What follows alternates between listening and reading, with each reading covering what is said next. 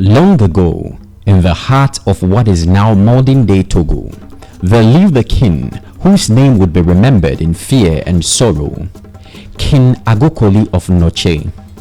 His rule was mighty but cruel, and from under his iron fist, a brave people, the Ewe, would one day rise, defy, and escape to build a new life in the lands of what we now call Ghana.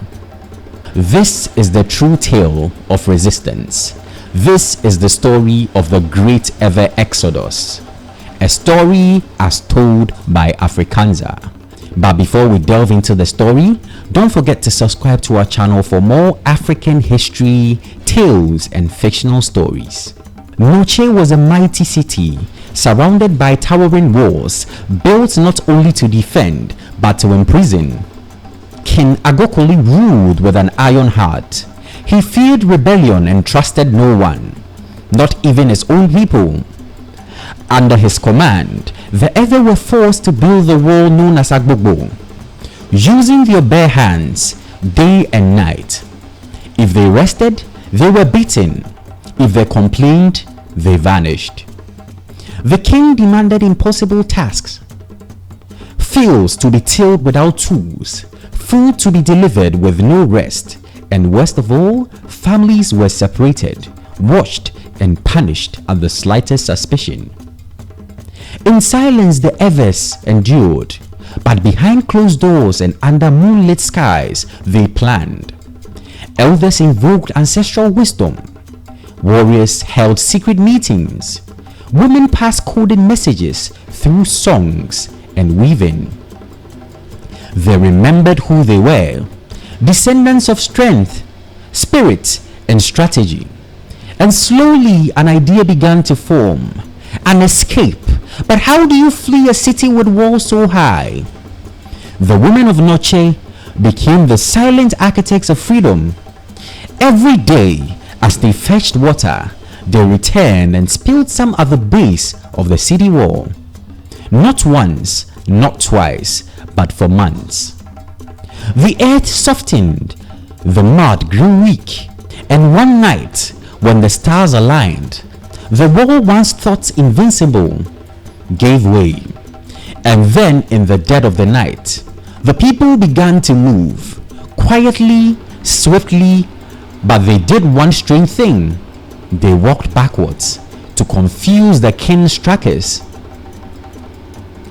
The journey was long and dangerous. They traveled through thick forest, crossed rivers, and endured hunger, but they moved with purpose. They were no longer captives. They were a people reborn.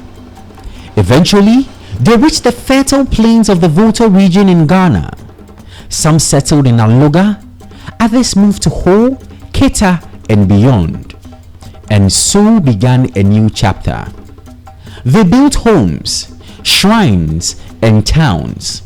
They remembered their journey, and they remember the name Agokoli, not in praise, but as a warning. Today, the Ewe commemorates their escape in a grand celebration called Hogbachocho, meaning the festival of the Exodus, held each year in Aloga. It is a time of remembrance, cleansing, and unity. Through dance, storytelling, and tradition, the Ewe passed down the story of their journey. So the pain is never forgotten and the strength is never lost. They teach their children, we come from warriors, we come from wisdom, we come from those who dare to walk backward into freedom. From the walls of Noche to the coast of Ghana, the Ewe people have flourished, not because their story was easy, but because their spirit was unbreakable.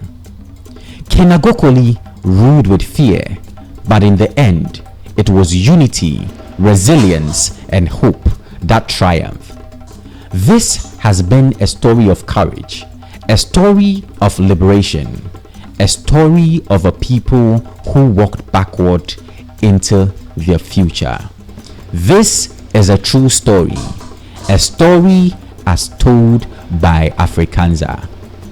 Don't forget to like this video, share, and subscribe to our channel for more African history, myths, and fictional tales. Thank you for watching.